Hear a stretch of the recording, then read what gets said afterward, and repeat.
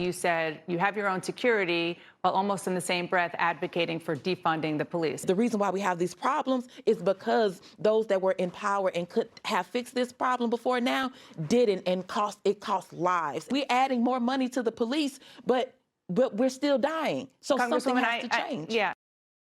So let's bring in Utah GOP Congressman Burgess Owens to react to this. Good morning to you, Congressman. Good morning, guys. Looking forward to chatting with you for sure. Well, we're always glad to have you on. So the White House is trying to distance itself from Cori Bush's comments about defunding, but she is not backing down. In fact, she's doubling down. What are your thoughts? Well, first of all, let's not be surprised, and of course, it makes no sense. But this is the heart of the hard left. It's amazing how little they and I guess the best way to put it is narcissism. They truly are. I think the biggest present that most of these folks have is their presence, and have no room at all for us to understand what we're all going through. When you look at her district, there's no traditional family. There's no business. The only faith is there is faith in government, not God. This is the American culture, the American strain of Marxism. And so do not expect anything but what we see. Their creation is misery. You look at the urban communities that they represent. They have never changed anything for decades. Don't expect anything different. We're just trying now to change the image of our great country into the image of what they put into these urban communities. So it doesn't make any sense, and we're going to fight up against it, obviously. Congressman, she's being very open and honest, though. She's laying out the idea that she deserves personal protection, but her constituents do not. She wants to defund the police for the people that live in her district, but she deserves personal protection. I think she almost uses that exact word, deserve, because she's doing the work. My question for you, Congressman, is when does her constituency step up and go, what?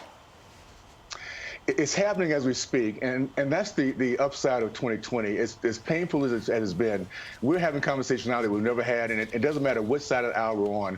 Once we personally feel the misery that's brought on by the hard left, and that's when they strip away everything our country stands for, then we begin to have conversations together. And once that happens, this is the most powerful power in the world. So believe me, the black community, Hispanic community, gay community, we're leaving that plantation. And if you wonder why they're doubling down on opening the borders, they need to replace us some kind of way. And that's what they see their solution is, to bring in people who do not understand the American way. Because we're finally getting the idea that we want our freedom and what the opportunities that America gives us. All right, Congressman, let's talk a little bit about something on the op-ed pages of the LA Times. The headline is what critical race theory is and isn't, and why it belongs in schools. Notice that, belongs in schools. They say it's disturbing enough when parents rise up against their children learning uncomfortable realities.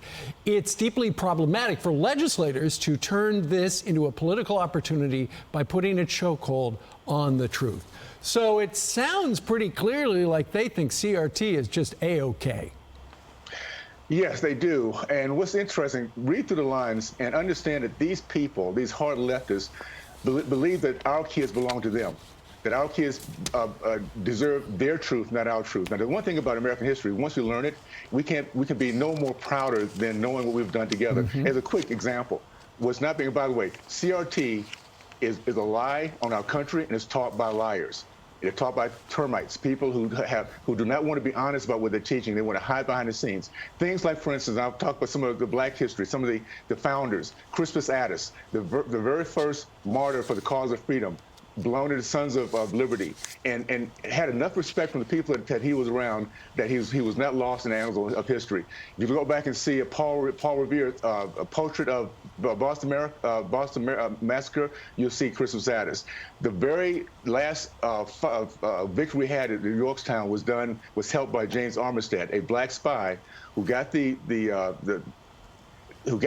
respect of the left, of the other side, and ended up helping George Washington win that last battle. So if we learn our history, we'll be very, very proud of who we are, and Americans will be proud of the fact that we are part of this great history of what America is all about.